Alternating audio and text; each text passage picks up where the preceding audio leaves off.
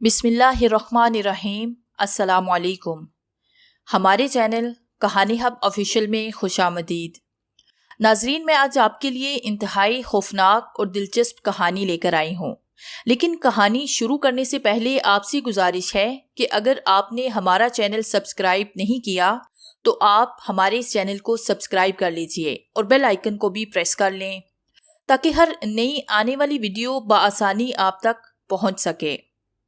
दरवाजे पर मुसलसल दस्तक हो रही थी। रात के इस वक्त कौन हो सकता है? ये हैरानकुन बात इसलिए थी कि नाहिर की दोस्तों का सर्कल महदूद था और वो इत्तला दिए बगैर कभी भी नहीं आते थे, और बाकी पेंटिंग बनवाने के शौकीन लोगों के लिए उसका महसूस वक्त था। खैर, वो उठा और कॉरिडोर से होकर मेन दरवाजे के सामने पहुंच गया। कौन है? बाहर से कोई भी आवाज़ ना आई। कौन है इस वक्त? इस पर नाहिर ने ज़ोर से आवाज़ लगाई, साहिब जी दरवाज़ा खोलें। नाहिर ने दरवाज़ा खोला तो सामने एक अजनबी शख्स खड़ा था। आप ही नाहिर साहिब हैं ना? अजनबी ने सवाल किया। जी हाँ, मैं ही नाहिर हूँ। नाहिर ने उसे सरतापाँव देखते हुए पूछा। शक्ल और अपनी ज़ुबान और लिबास से आने वाला इस इलाके का रिहायशी नहीं लग रहा था। साहिब जी, एक पेंटिंग तैयार करवानी है आपसे। ऐसी क्या इमरजेंसी है आपको पेंटिंग तैयार करवाने की? कम से कम सुबह तो हो लेने देते आप। नासिर ने खफगी का इजहार करते हुए कहा।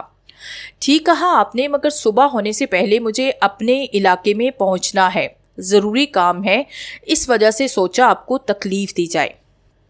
नाहिर मुतमिन हो गया और उसे ड्राइंग रूम में ले आया। उसे केटल से गर्म कहवा निकालकर उसमें दूध मिक्स किया और उस शख्स की तरफ बढ़ाया।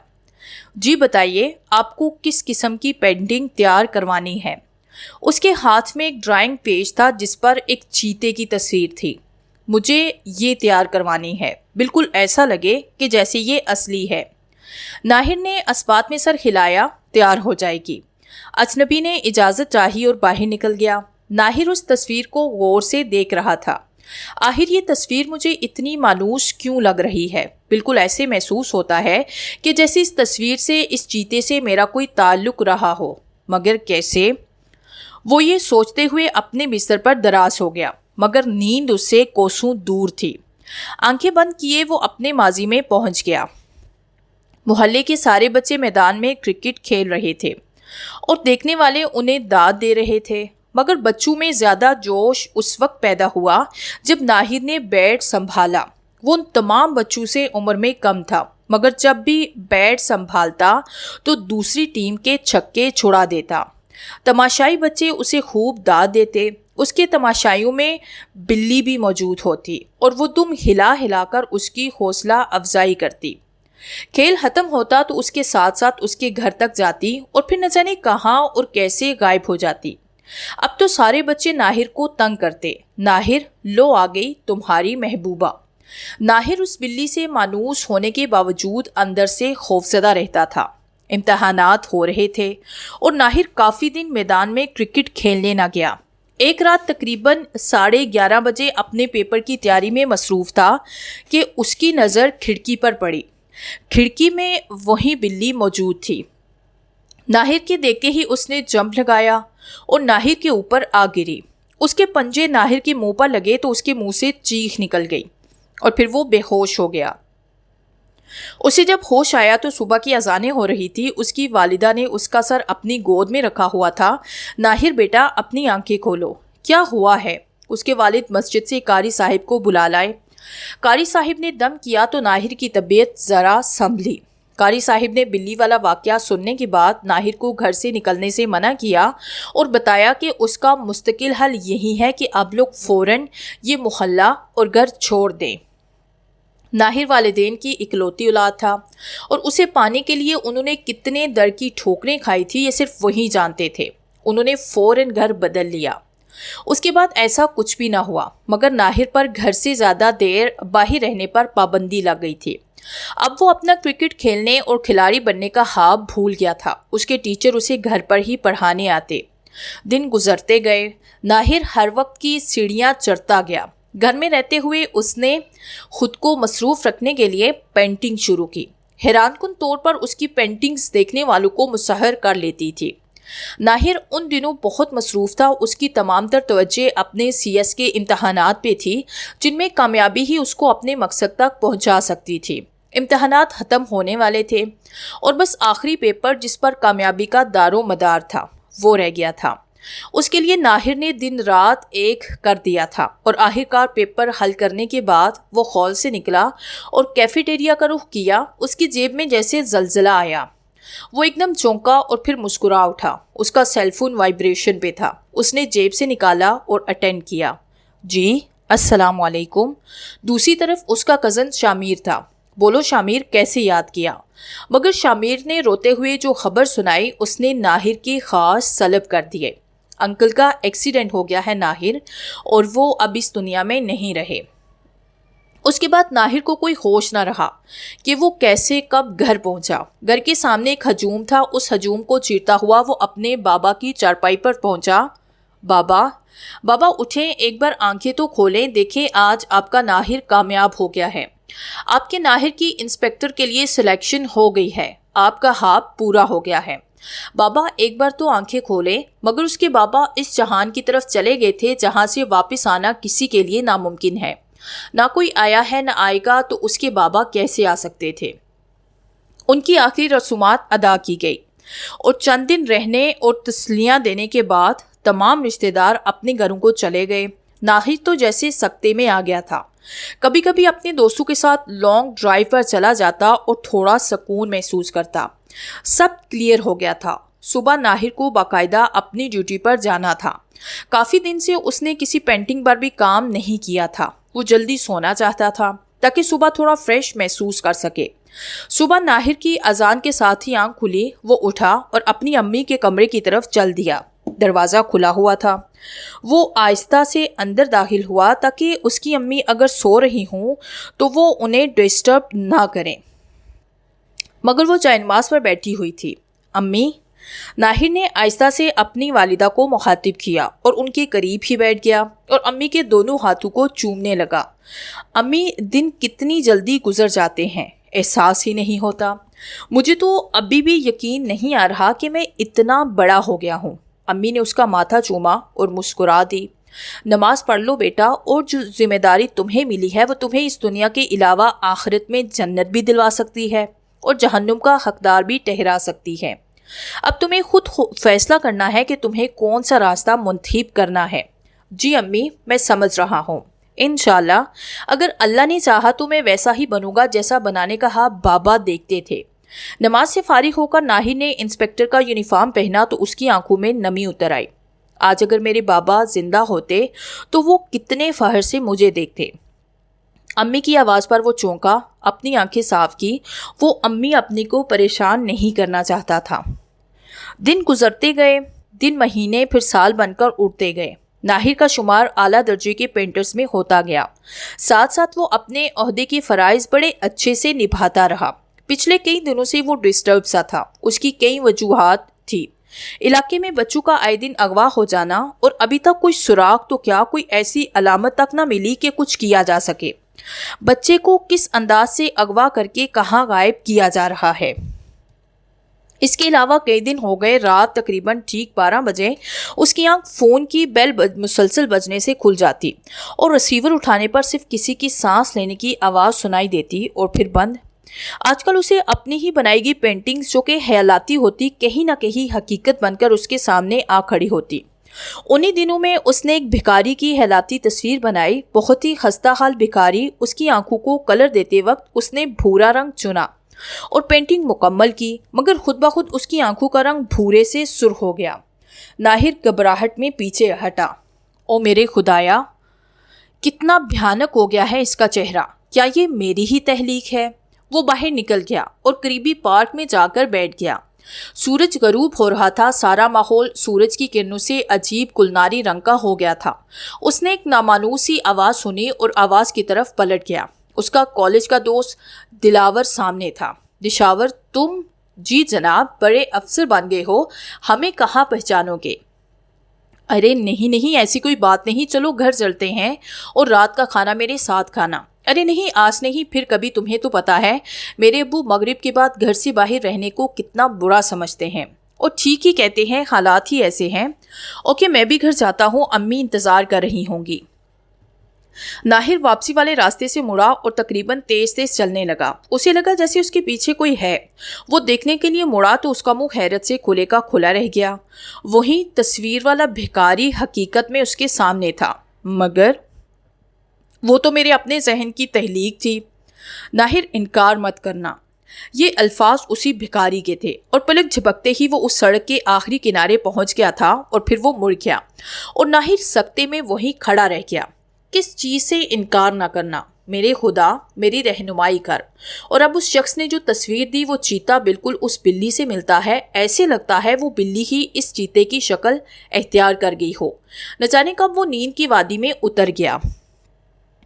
اگلے دن ڈیوٹی کے دوران بھی کئی بار اس کا ذہن ہونے والے واقعات کی طرف چلا جاتا، مگر اس وقت تمام باتوں سے اہم بات تھی بچوں کے اغوا کا کیس، جس کا کوئی سراغ نہیں مل رہا تھا۔ بچے اکثر پارک اور دوسری تفریح گاہوں سے لاپتہ ہو رہے تھے۔ ناہر نے 2 کانسٹیبل کی ڈیوٹی لگا رکھی تھی کہ وہ بھیس بدل کر پارک اور تفریحی مقامات پر نظر رکھیں، مگر کوئی خاطرخواہ نتیجہ نہیں نکل رہا تھا۔ رات کے 10 بجے ناہر اپنے پینٹنگ روم میں ایک خوبصورت دلہن کی تصویر بنا رہا تھا۔ بہت ہی خوبصورت دلہن کی تصویر اپنے آخری مراحل میں تھی۔ نہ جانے ناہر کو کیا سوجی کہ اس نے دلہن کے ماتھے پر بندیا کی جگہ ایک کوبرے کا پھن بنا دیا، اور ایسا کر کے وہ خود حیران تھا، کیوں ایسا کیا میں نے؟ لیکن ٹھیک ہے، تمام پینٹنگز کو ایک دھاکہ نہیں ہونا چاہیے، کچھ تو مختلف ہو ان میں۔ وہ ابھی اسی کو دیکھ رہا تھا کہ اپنے محسوس وقت پر فون کی گھنٹی بجی۔ جی کون ہے؟ پلیز بولیں کون ہے؟ ناہر نے اپنے محسوس لہجے میں کہا۔ خلاف توقع آواز ابھری، ورشا مرک۔ میں ورشا مرک بول رہی ہوں۔ میں نے پہچانا نہیں۔ آپ مس ورشا، آپ کون ہیں؟ کافی دن سے ایسے کیوں کر رہی ہیں؟ جناب ذرا غور کرنے کی بات ہے، آپ کے دوست ہی ہیں، آپ کے ارد گرد ہی رہنے والے۔ مس ورشا کھل کر بات کریں، آپ کیا چاہتی ہیں؟ آپ ایک مشہور پینٹر بھی ہیں مسٹر ناہر۔ یس، اسی سلسلے میں مجھے آپ سے ملنا ہے۔ تو آج ہے، میرے کسٹمر آتے رہتے ہیں، آپ سمجھے نہیں؟ ہم یہ چاہتے ہیں کہ میرے بجائے آپ ہمارے ہاں آئے اور ہماری والدہ کی پسندیدہ پینٹنگ ان کے سامنے تیار کریں۔ اگر آپ آنا چاہیں تو کل آرٹ گیلری میں آ جائیں، میں وہاں سے آپ کو پک کر لوں گی۔ جی ٹھیک ہے، مگر آپ مجھے یا میں آپ کو کیسے پہچانوں گا؟ اس کی آپ فکر نہ کریں، میں ہزاروں میں سے بھی آپ کو پہچان لوں گی۔ ناہر فون آف کرنے کے بعد سونے کے لیے لیٹ گیا۔ اس دلہن کی تصویر کو اس نے اپنے کمرے میں لٹکایا اور سو گیا۔ ناہر ایک سرسبز میدان میں کھڑا تھا۔ ایک طرف ایک جھیل تھی، جھیل کے کنارے ایک بہت خوبصورت لڑکی بیٹھی تھی جو کہ رو رہی تھی۔ ناہر نے اس سے رونے کی وجہ پوچھی۔ لڑکی کا چہرہ دوسری طرف تھا، اس وجہ سے وہ دیکھ نہ سکا۔ لڑکی نے اپنا چہرہ دوسری طرف کیے بغیر جواب دیا، تم بہت ظالم ہو، بہت ظالم۔ اتنے میں ناہر پسینے میں شرابور ہڑبڑا کر اٹھ بیٹھا، لیمپ آن کر کے پانی پیا اور کمرے میں ٹہلنے لگا۔ میں اور ظالم، میرے خدا، یہ کیا ہو رہا ہے؟ نہ جانے وہ ورشا ملک کون ہے اور کیسا طوفان لانا چاہ رہی ہے۔ میرے مالک، اگر واقعی انجانے میں مجھ سے کوئی خطا ہو گئی ہے تو مجھے معاف کر دے۔ صبح ناہر آفس گیا اور ضروری فائل وغیرہ کو اسٹڈی کرنے کے بعد وہ نکلا۔ اس کا رخ آرٹ گیلری کی طرف تھا۔ وہاں ایک ہجوم تھا۔ ناہر ہر چیز کو بہت غور سے دیکھ رہا تھا۔ آہستہ آہستہ رش کم ہونے لگا اور چند ہی افراد رہ گئے۔ سورج بھی اپنی ڈیوٹی ختم کرنے والا تھا۔ ناہر بے دلی سے واپس مڑا، اپنی گاڑی کی طرف بڑھنے لگا کہ اسے ایک آواز سنائی دی، مسٹر ناہر، میں ادھر ہوں، پلیز کم ہیئر۔ ناہر آواز کی سمت بڑا۔ بلیک ساڑی میں ملبوس خوبصورت لڑکی کھڑی تھی۔ میں ورشا ہوں۔ مسٹر ناہر چلیے، ممی ویٹ کر رہی ہوں گی۔ ناہر نے اس بات میں سر ہلایا اور اسے اپنے آگے ڈرائیو کرنے کو کیا۔ ورشا اپنی گاڑی میں اور ناہر اپنی گاڑی میں تھی۔ آبادی سے کافی دور آ کر لینڈ کروزر رک گئی۔ ناہر نے بریک لگائی اور نیچے اترا۔ سامنے انتہائی خوبصورت بنگلہ تھا۔ چلیے ناہر صاحب۔ ڈرائنگ روم میں بیٹھی اس کا دم سا گھٹ رہا تھا۔ اتنے میں ورشا اپنی ممی کے ساتھ داخل ہوئی تو ناہر کھڑا ہو گیا۔ بیٹھو بیٹھو ناہر، تمہیں تکلیف تھی؟ دراصل تمہاری بہت شہرت سنی تھی، میرا بھی دل چاہا کہ تمہارے کام کا اندازہ دیکھو۔ اتنے میں ملازم چائے لے آیا۔ ورشا ایک محسوس انداز میں مسکراتی ہوئی اٹھی اور چائے ناہر کے ہاتھ میں تھما دی۔ नाहिर ने शुक्रिया के साथ चाय का कप पकड़ा और पीने के लिए कप अपने होंठ से लगाने ही वाला था कि उसे लगा कि उसमें खून है। उसे उबकाई आ गई, मगर फिर से उसे ऐसे लगा नहीं, इसमें चाय है। उसने चुस्की लेकर चाय पी ली, मगर उसका दिल चाह रहा था कि वो यहाँ से फौरन भाग जाए। जी प्लीज़ आप बताएं आपको किस किस्म की पेंटिंग तैयार करवानी है, मेरे साथ चलें। वो लहराते हुए अंदाज में उठी और एक तरफ चल दी। नाहिर ने भी उसकी पैरवी की। एक कमरे में जाकर वो रुक गई। नाहिर, ये तुम्हारा कमरा है, मेरा मतलब है तुम यहाँ आसानी से काम कर सकते हो। नाहिर 3 दिन से मुसलसल ऑफिस टाइम के बाद वर्षा मलिक के बंगले पर जाता और उनकी मर्जी की पेंटिंग बनाता। वो ऐसा इसलिए कर रहा था कि उसे उन लोगों के रवैये, रहन सहन, गर्ज, हर एक चीज़ में एक पुरइसरारियत सी महसूस हो रही थी। वो जानना चाहता था कि हकीकत क्या है, क्योंकि जिन पेंटिंग के लिए उसे कहा गया था वो मामूली थी और उन्हें कोई भी पेंटर आसानी से बना सकता था। फिर इसका इंतखाब ही क्यों किया गया? इतवार का दिन था। नाहिर सुबह की नमाज अदा करने के बाद दोबारा सो गया और 9 बजे उठा और नाश्ता करने की गर्ज से किचन में चला गया। अम्मी, आपको कैसे पता चला कि मैं जहाँ गया हूँ? मेरा ख्याल था मैं खुद ही अपने लिए नाश्ता बना लूँगा, मगर आप मेरी अम्मी, दुनिया की सबसे प्यारी अम्मी। हाँ बेटा, बच्चों के अगवा का केस हल हुआ, पता चला कि वो कौन बदबख्त है। नहीं अम्मी, फ़िलहाल कोई ठोस सबूत हाथ नहीं आ सका, लेकिन मुझे यकीन है जल्द ही उनको कैफरे किरदार तक पहुँचाऊँगा। 10 बजे डोरबेल बची और एक साहिब अंदर दाखिल हुए। नाहिर, साहिब कोई खूबसूरत शाहकार दिखाएं, मैं खरीदना चाहता हूँ। चीज़ मेरी पसंद की और दाम, और उसने बात अधूरी छोड़ी। अरे नहीं जनाब, पैसे की बात नहीं, आप देख लें, जो आपको मुनासिब लगे ले लीजिए। आपको पता है ये मेरा शौक़ है, मैं कीमत मुनासिब लेता हूँ।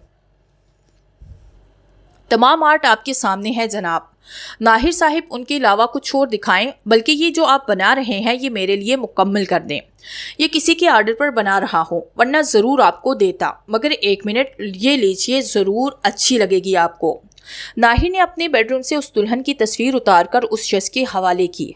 बहुत खूब, वाकई बिल्कुल हकीकी लग रही है। ऐसे जादू किसी किसी के हाथ में होते हैं। कीमत अदा करने के बाद वो शख्स तस्वीर के साथ चला गया। नाहिर को ऐसे महसूस हो रहा था जैसे कोई ताकत उसे वर्षा की जानिब जबरदस्ती खींच रही है। उसने गाड़ी निकाली और निकल गया। तकरीबन 2 बज रहे थे और वो बगैर इतला के जा रहा था, और फिर वो उस जगह पहुंच गया। चौकीदार उसे पहचान चुका था और देखते ही दरवाज़ा खोल दिया, मगर आज दरवाज़ा खुलने में काफ़ी देर हो गई। नाहिर ने कई बार खान बजाया और तकरीबन वो वापस मुड़ने ही वाला था कि दरवाज़ा खुला, वो अंदर दाखिल हो गया। नाहिर ड्राइंग रूम में बैठा इर्द गिर्द का जायज़ा ले रहा था। हर चीज़ बेइंतहा कीमती थी। आखिर इतना रुपया कहाँ से आता है इनके पास? वो भी सोचों की वादी में था कि उसे लगा चंद अफराद सरगोशियाँ कर रहे हों। उनके घर कोई मर्द नहीं था, बकुल उनके। वर्षा के वालिद का 3 साल पहले इंतकाल हो गया था और बाकी रिश्तेदार भी कमोबेश ही आते थे। इतने में वर्षा और उसकी वालिदा अपने महसूस अंदाज में चलते हुए कमरे में आई। ओ सॉरी बेटा, कोई बात नहीं, क्या घर में कोई मेहमान आए हैं? अभी भी मुझे कुछ मर्दाना आवाज़ें सुनाई दे रही हैं। अरे वो नहीं। उनके चेहरे के रंग बदलने लगे और फिर संभलते हुए वो बावर्ची मुलाजिम और चौकीदार सब लोगों में डांट रही थी और वो बातें बना रहे थे। सब मिलकर गप्पे हाँकते हैं और काम को हाथ लगाने से कतराते हैं। ओके, नाहिर ने बहस को तूल देने से बचाया। आज तुम इतला दिए बगैर कैसे? बस सोचा कि सरप्राइज दूं, वैसे भी इतवार था, फारिग था मैं। नाहिर ने महसूस किया जैसे उसे कहा जा रहा हो अब तुम जा सकते हो। अगर आपको डिस्टर्ब किया तो सॉरी, अब मैं चलता हूँ। वर्षा ने माँ की तरफ देखा जैसे शुक्र अदा कर रही हो। अचानक मिसिस मलिक ने पुकारा, नाहिर दरअसल हम तुमसे कुछ कहना चाहते हैं। जी बोले। नाहिर तुम पुलिस इंस्पेक्टर हो, सब तुम्हारे हाथ में है। महकमा पुलिस खामखा शरीफ शहरियों को तंग करता है। आए दिन हमारी गाड़ी चेकिंग, आए दिन कुछ पूछगछ। मैं समझा नहीं। मिसिस मलिक ने थूक निकलते हुए, मेरा मतलब है हम रोज किसी न किसी तफरीही मकाम पर जाते हैं और रेल चक्कर जो कि बच्चों की पसंदीदा तफरीह है वो फिट करते। मेरे मुलाजिम जो कि रेल चक्कर पे काम करते हैं उनका कहना है कि पुलिस रोज़ पूछगछ के लिए आती है, जिससे बच्चे सहम जाते हैं और हमारे कारोबार को काफ़ी नुकसान होता है। अगर आप उन्हें मना करें ऐसा करने से तो। नाहिर के चेहरे पर फिक्र व गुस्से की लकीरें उभरी, मगर उसने कुछ सोचते हुए कहा, ठीक है आइंदा ऐसा नहीं होगा। मगर हालात ऐसे हैं कि आए दिन तफरीही मकामात से बच्चों का अगवा हो जाना हर एक को मशकूक बना रहा है। वो तो ठीक है नाहिर, मगर इसमें हमारा क्या कसूर है? آپ سے پہلے بھی جو انسپیکٹر تھا اس کے ساتھ تعاون سے ہمارا کاروبار چل رہا تھا۔ ناہر نے سنجیدگی سے ورشا کی طرف دیکھا جو کہ شعلہ بار آنکھوں سے اسے گھور رہی تھی۔ ایک دم وہ بھی پزل ہو گئی اور ناہر نے گیٹ کی طرف قدم بڑھائے۔ اسے ایسے محسوس ہوا جیسے کوئی بچہ چیخ رہا ہو۔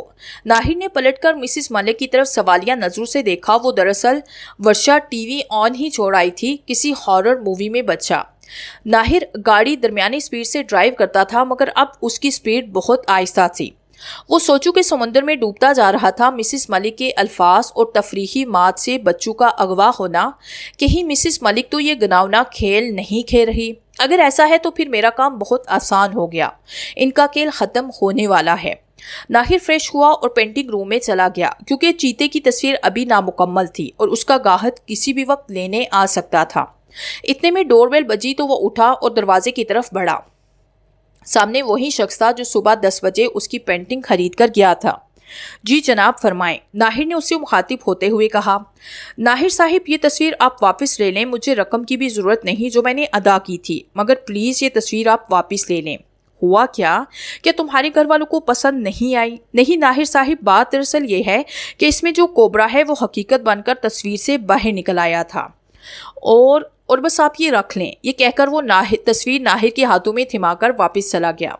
ناہر خود حیران تھا کہ اس کے ساتھ کیا ہو رہا ہے۔ اس نے یہ تصویر پھر سے اپنے بیڈ روم میں لگائی اور خود کام مکمل کرنے لگا، اور پھر تھک کر وہ بستر پر لیٹ گیا۔ آج پھر ناہر نے خود کو اسی وادی میں پایا، پھر سے وہی منظر، وہ لڑکی بار بار اسے ظالم گردان رہی تھی اور زاروں کی طرح رو رہی تھی۔ اس بار ناہر نے ہمت کی اور لڑکی کا رخ جس جانب تھا اس طرف سے آگے بڑھا۔ پلیز نہ روئیں، کون ہیں آپ اور مجھے ظالم کیوں کہہ رہی ہیں؟ لڑکی نے سر اٹھایا، وہی تصویر والی دلہن تھی۔ اس نے روتے ہوئے کہا، تم نے میرے دشمن کو کیوں میرے ماتھے پہ بٹھایا؟ کون ہو تم؟ ناہر نے سوال کیا۔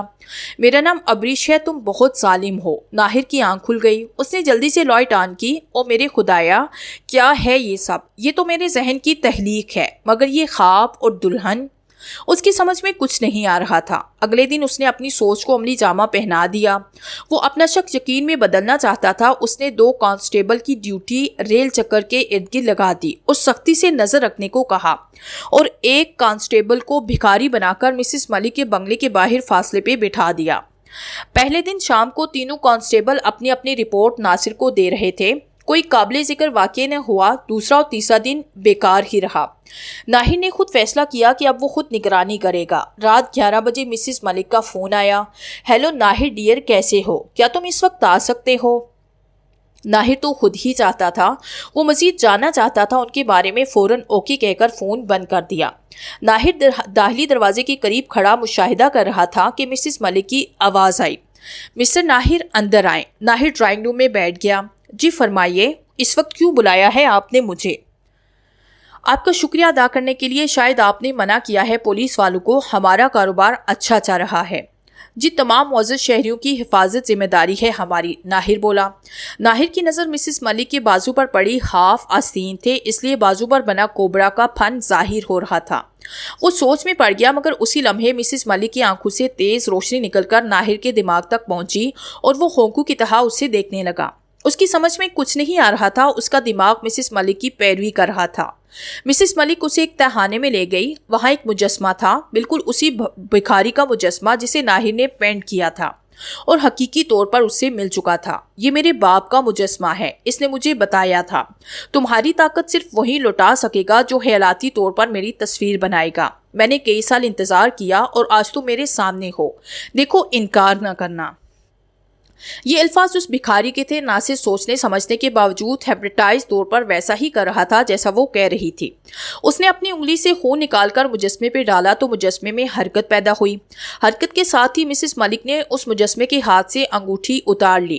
وہ بڑی ہوشیاری سے اپنا مقصد پورا کروا رہی تھی اور ناہر بے بس تھا۔ بس اب آخری کام کر دو، اس مجسمے کو سجدہ کرو تاکہ میری کھوئی ہوئی طاقت مجھے مل جائے۔ جلدی کرو اور سجدہ کر کے یہ ثابت کرو کہ جو تم نے کیا اپنی مرضی سے کیا۔ ناہر جھکنے لگا۔ وہ تقریباً زمین سے چند انچ کے فاصلے پر تھا کہ اس کے دل و دماغ میں آندیاں سی چلنے لگی۔ سجدے کے لائق بس وہی ہے جو زمین اور آسمان کا خالق ہے، کسی اور کے سامنے جھکنا شرک ہے، وہ تو وحدہ لا شریک ہے۔ رک جاؤ ناہر، رک جاؤ۔ ناہر ایک دم سیدھا کھڑا ہوا۔ اس پر مسز ملک کا جادو ختم ہو گیا تھا۔ میرے خدا تیرا شکر ہے تو نے مجھے گناہ عظیم سے بچایا۔ سامنے وہی تصویر والا چیتا کھڑا تھا، اس کے سامنے آ کر بیٹھ گیا۔ ناہر سوار ہو جاؤ اس پہ۔ ناہر اس پہ بیٹھ گیا اور چیتا جس لگاتا ہوا بجلی کی تیزی سے باہر آیا۔ اس کا رخ ناہر کے گھر کی طرف تھا۔ گھر پہنچ کر ناہر نے دیکھا کہ چیتا پھر سے پینٹنگ بورڈ پر تصویر میں بدل گیا۔ رات کے 2 بج رہے تھے۔ ناہر کی امی سجدے میں نہ جانے کیا دعا مانگ رہی تھی۔ ناہر بیٹا تم آ گئے؟ جی امی آپ ابھی تک جاگ رہی ہیں؟ ہاں بیٹا میں نے بہت بھیانک خواب دیکھا تھا کہ تمہارے ارد گرد کئی سانپ منڈلا رہے ہیں اور تم ان کے گھیرے میں بے بس ہو۔ میں اٹھی اور نوافل ادا کر کے تمہاری سلامتی کی دعا مانگ رہی تھی۔ ناہر کی آنکھیں نم آلود ہوئی۔ میری پیاری امی، یہ آپ کی دعا ہی ہے کہ جس نے مجھے پھر سے آپ کے سامنے لا کھڑا کیا، اور مجھے یقین ہے جب تک آپ کی دعا میرے ساتھ ہے کوئی بھی اپنے غلط عزائم میں مجھ پر حاوی نہیں ہو سکے گا۔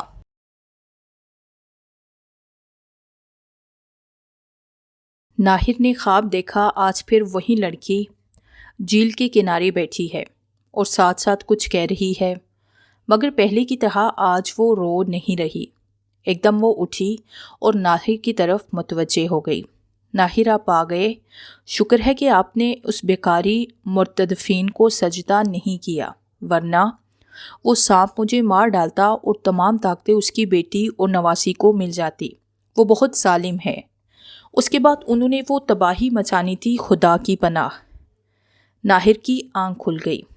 آخر کون ہے یہ معصوم سی لڑکی؟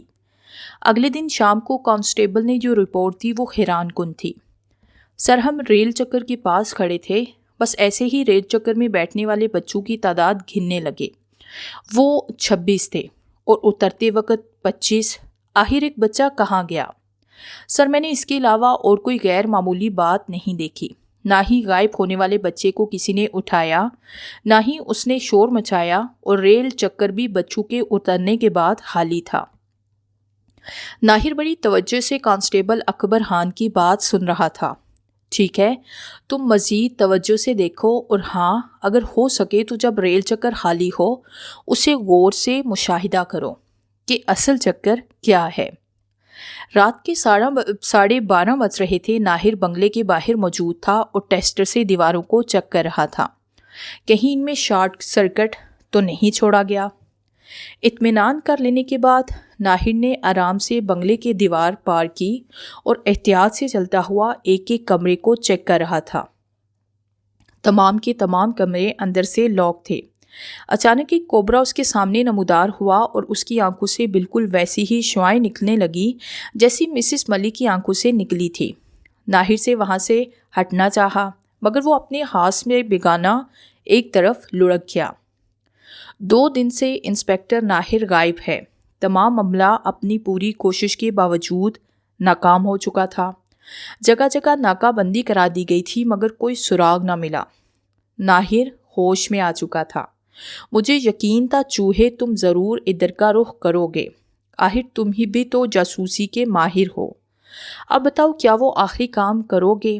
اگر تم میرا آخری کام کرو گے تو تم سینکڑوں بچوں کو موت سے بچا سکتے ہو، ورنہ تم تو مرو گے ہی، ساتھ ہی مجھے کہن کو راضی کرنے کے لیے سینکڑوں بچوں کی بلی دینا ہوگی۔ اگر بچا سکتے ہو تو بچا لو ان بچوں کو۔ ناہر کی سمجھ میں کچھ نہیں آ رہا تھا۔ وہ لوہے کی مضبوط زنجیروں کے شکنجے میں تھا۔ ایک طرف اس کا اپنا ایمان تھا جو کہ اسی کی پہچان تھا، ورنہ اس درندہ صرف شیطانوں اور اس میں کیا فرق رہ جاتا، اور دوسری طرف کئی معصوم جانیں تھی۔ کانسٹیبل اکبر ریل چکر کے قریب ہی کھڑا تھا اور ریل چکر چلانے والے، جسے بچے انکل ٹومی کہتے تھے، اس سے محو گفتگو تھا۔ یار بچے بڑی خوشی سے تمہارے ساتھ ریل چکر میں بیٹھتے ہیں، اکثر میرا دل بھی کرتا ہے کہ میں بھی بیٹھوں، مگر یہ سوچ کر اپنے خیال کا اظہار نہیں کرتا کہ تم لوگ مجھے احمق سمجھو گے۔ اچھا تمہارا بھی دل کرتا ہے کہ تم ریل چکر کے مزے لو؟ ہاں یار ابھی بچے نہیں ہیں کیا؟ تم مجھے ایک چکر دے سکتے ہو؟ ارے نہیں، مالکن ناراض ہوگی، تیرا وزن یہ چھوٹی چھوٹی سیٹیں کیسے برداشت کریں گی؟ جاؤ اپنا کام کرو۔ دیکھ لو تم 80 روپے کا ٹکٹ دیتے ہو، میں تمہیں 1000 دیتا ہوں، بولو اب دو گے مجھے جھولا؟ ٹومی سوچ میں پڑ گیا۔ ابھی اس کا ساتھی نہیں آیا تھا، اور کوئی بتانے والا موجود نہیں تھا۔ وہ ان 1000 روپے کو اپنے کھاتے میں ڈال سکتا تھا۔ ٹھیک ہے، تھوڑی دیر کے بعد میں روک دوں گا۔ ٹھیک ہے۔ اکبر ریل چکر میں کھڑا ہو گیا۔ ریل چکر اتنی تیزی سے گھما کہ پاس کھڑے ہونے والا شخص اندازہ کر پاتا تھا کہ کیا ہے۔ اس نے بغور ہر ایک جگہ کو دیکھا، وقت کم تھا۔ آخر اس کے ذہن میں ایک ترکیب آئی۔ وہ ہر سیٹ پر اپنے ہاتھ سے وزن ڈالتا اور آگے چل پڑتا۔ تقریباً 17ویں سیٹ پر جیسے ہی اس نے ہاتھ کا وزن ڈالا، سیٹ نیچے کو گرنے لگی۔ نیچے جیسے کسی تہھانے کی طرف اس کا خیال ٹھیک نکلا۔ جو بچہ اس سیٹ پر بیٹھتا وہ غائب ہو جاتا۔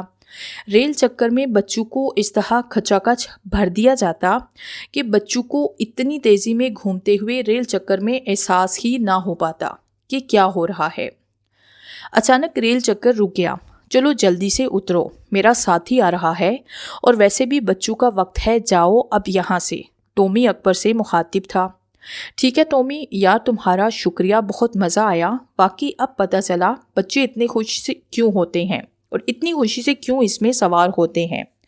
اکبر نے ایک بچہ جو کہ اس کا پڑوسی تھا اور کافی عقل مند بھی تھا، ہر وقت اکبر سے سوال کرتا رہتا تھا، انکل بتائیں نا پولیس کیسے بنتے ہیں، میں بھی پولیس بنوں گا۔ اسے تیار کر لیا اپنے مشن کے لیے؟ بیٹا تم کہتے ہو نا کہ تم پولیس بننا چاہتے ہو، تو پھر آؤ آج تمہارا امتحان ہے، اگر تم پاس ہو گئے تو تم پولیس بن جاؤ گے۔ بچہ خوشی خوشی تیار ہو گیا۔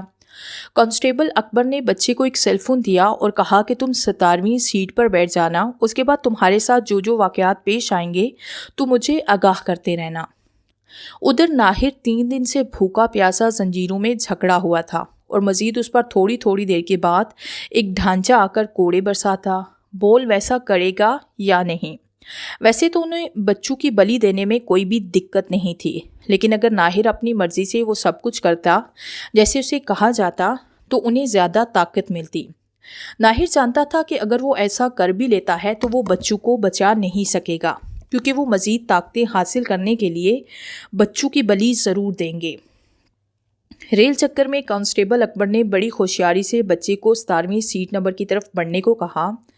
جیسے ہی وہ بچہ 17ویں نمبر سیٹ پر بیٹھا، وہ گہرائی میں اترتا چلا گیا۔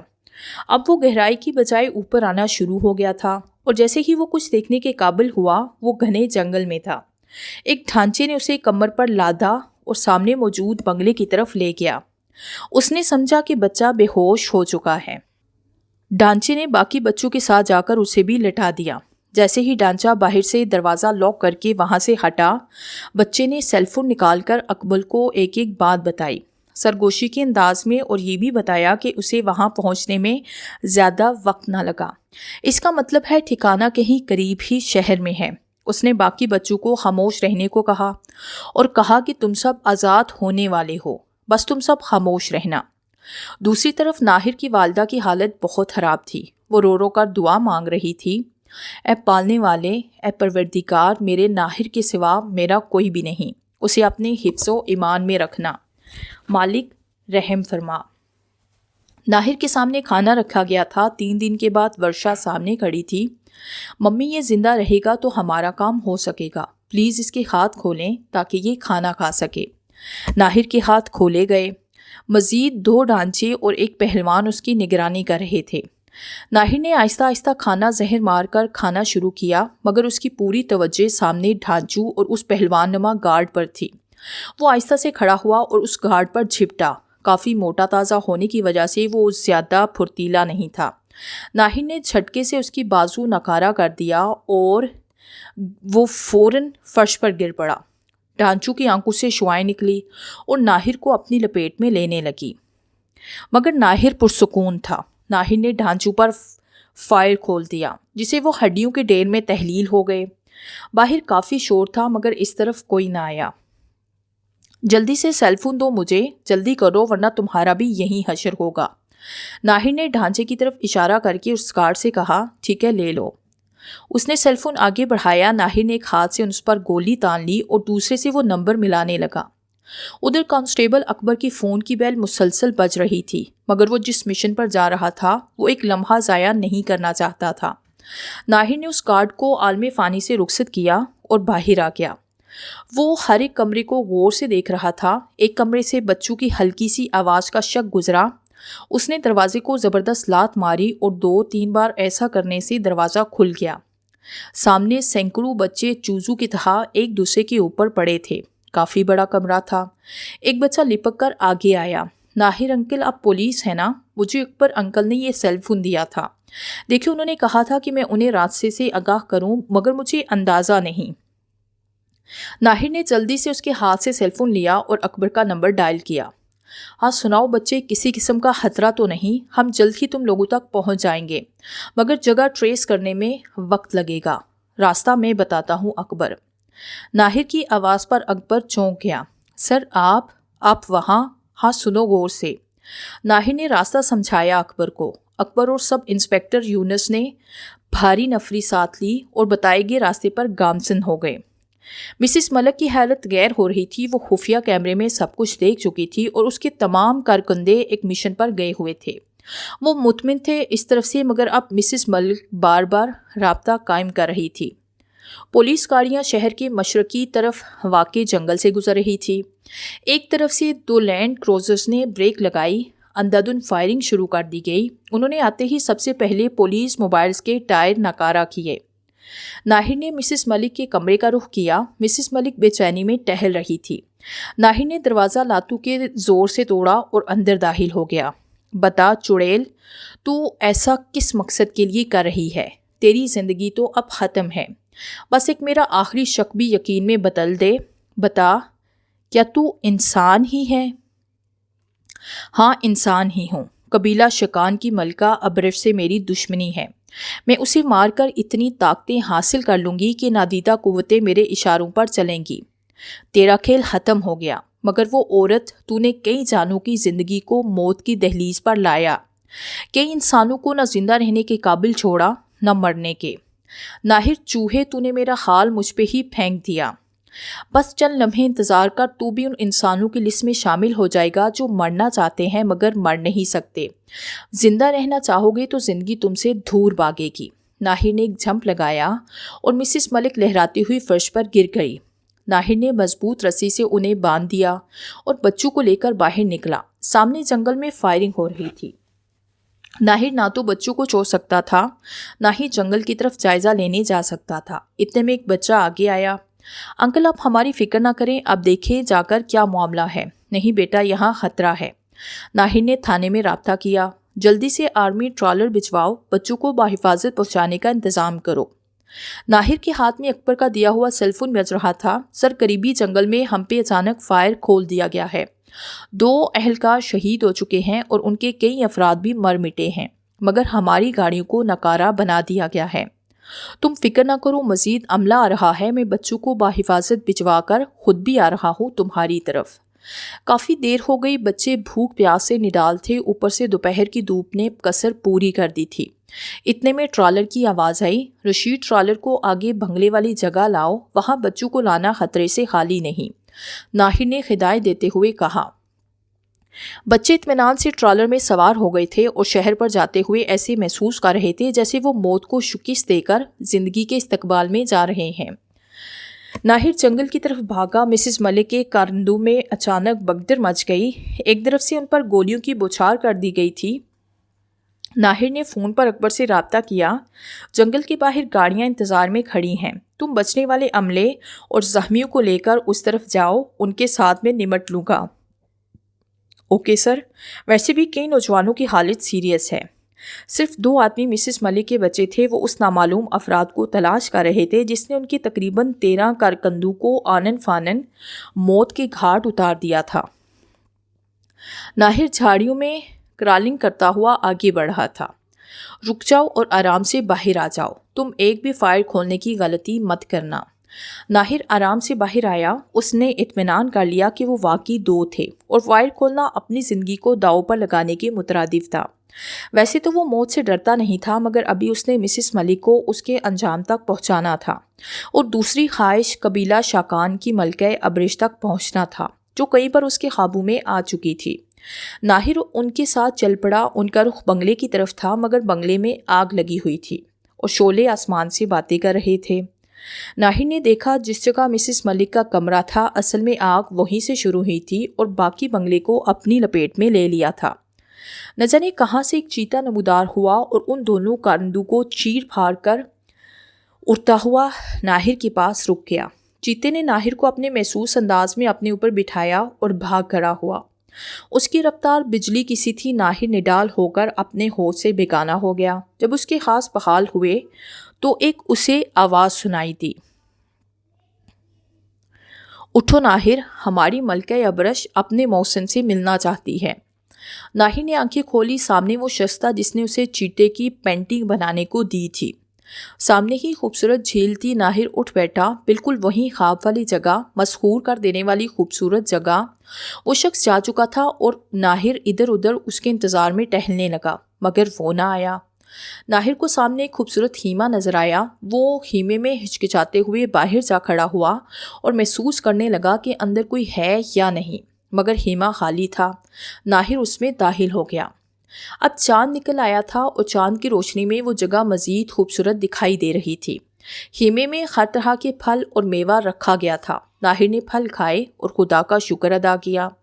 नाहिर आंखें बंद किए सोचों में डूबा हुआ था कि क्या हुआ है मेरे साथ, क्या ये हकीकत है या कोई ख्वाब, अब आगे क्या होने वाला है। इतने में उसे एक आवाज़ सुनाई थी, उसे जैसे कोई ऐलान कर रहा हो। अगर कोई है तो वो झील की तरफ निगाह न करे। शहजादी अबरश झील में अपनी सहेलियों के साथ तशरीफ़ ला रही हैं। नाहिर एकदम से उठ बैठा और हीमे का पर्दा हटाकर देखने लगा। सामने परियों का ग्रोह आता दिखाई दिया। उनका रुख झील की तरफ था। उसके सामने मलका अबरश का चेहरा था, बिल्कुल वैसा ही हसीन। शहजादी अबरश एकदम रुक गई। आज मैं झील में नहीं जाऊंगी। मुझे लग रहा है मेरा मोहसिन नाहिर यहाँ कहीं है। उसने ताली बजाई और वही शख्स जो नाहिर को यहाँ छोड़कर गया था हाजिर हुआ। जी फरमाइए, उसने मौजब लहजे में कहा। उस शहजादी ने न जाने उससे क्या कहा कि वो भागते हुए हीमे की तरफ आया और नाहिर को अपने साथ ले गया। चलिए नाहिर साहिब, आपको मलिका बुला रही हैं। नाहिर उसके पीछे पीछे चल पड़ा। वो एक पत्थरों से बने महल में दाखिल हुए और एक कमरे में नाहिर को बिठा दिया गया। चंद मिनट के बाद शहजादी अबरिश हाथ में ठाल लिए कमरे में दाखिल हुई। नाहिर अबरिश को देखकर जैसे सख्ती में आ गया। उसका ख्यालाती पेकर हकीकत में उसके सामने था। शहजादी ने अपनी कमर को घुटनों तक नाहिर के सामने शुक्रिया अदा करने वाले अंदाज में झुकाया। वैसे तो मैं कबीले की शहजादी हूँ नाहिर, आपने मुझ पर एहसान करके मुझे अपनी कनीज़ बना लिया है। मैं आपके साथ आपकी दुनिया में जाना चाहती हूँ। आप अपना फ़ैसला सुनाइए, क्या आप मुझे लेकर जाएंगे? नाहिर एकदम से चौंका। जी आप मेरे साथ? हाँ, अगर आपको इतराज़ है तो मैं ज़िद नहीं करूँगी। नहीं शहजादी अबरश, आप मेरे साथ ज़रूर चलेंगी। मगर क्या? मेरे वालिदैन ने मेरी कभी कोई बात नहीं डाली। इतने में एक खूबसूरत मर्द और बिल्कुल अबरश की तरह एक औरत कमरे में दाखिल हुई। शायद वो शहजादी के वालिदैन थे। हमने आपकी बात सुन ली है अबरश, तुम ज़रूर जाओ, मगर जब वक्त पत्थर का होने लगे और तुम्हारे नाखून सफ़ेद पड़ने लगे तो तुम ज़रूर वापस आना। उन्होंने अपने कबीले के मुताबिक नाहिर और अबरश का निकाह करवाया और दुआओं के साथ दोनों को रुखसत कर दिया। दरवाज़ा खोलिए अम्मी जान। नाहिर की अम्मी नाहिर की आवाज़ सुन रही थी, मगर शायद दरवाजे तक उठकर जाने की हिम्मत उनका साथ नहीं दे रही थी। जैसे तैसे वो दरवाजे के करीब पहुंची और दरवाज़ा खोल दिया। सामने नाहिर और एक खूबसूरत दुल्हन के रूप में एक लड़की खड़ी थी, बिल्कुल वैसी ही दुल्हन जो नाहिर के कमरे में लगी तस्वीर में थी। महकमा पुलिस नाहिर के वापस आने वाले मामले को हल न कर सके थे। उनका ख्याल था कि नाहिर शायद बंगले में लगने वाली आग की नज़र हो चुका था, मगर ये हकीकत सिर्फ नाहिर ही बता सकता था। नाहिर ने कुछ दिन से मुशाहिदा किया कि अबरश हर वक्त नाहनों पर रंग बिरंगी नेल पॉलिश लगाए रखती है। अबरश, ये क्या बात है? ये नेल पॉलिश का शौक तुम्हें कब से हो गया है? तुम्हें पता है ना कि नेल पॉलिश लगाने से नमाज नहीं होती। हाँ, मगर बस मेरा दिल करता है। एक दिन नाहिर अपने पेंटिंग रूम में एक पेंटिंग पे काम कर रहा था और अबरश बैठी उसे देख रही थी। नाहिर बातें करते करते थक गया, मगर अबरश ने कोई जवाब न दिया। क्या बात है, मुझसे नाराज़ हो क्या? नाहिर बोला। नाहिर ने पलट कर देखा, मगर अबरश ने कोई तासुर न दिया, ना ही वो हिली जुली। तो नाहिर ने उसे झंझोड़ डाला। उठो अबरश, मेरी बात का जवाब दो। مگر ابرش تو پتھر کی بن چکی تھی۔ اب ناہر سمجھا کہ وہ نیل پالش اپنے ناخنوں پر کیوں لگا کر رکھتی تھی۔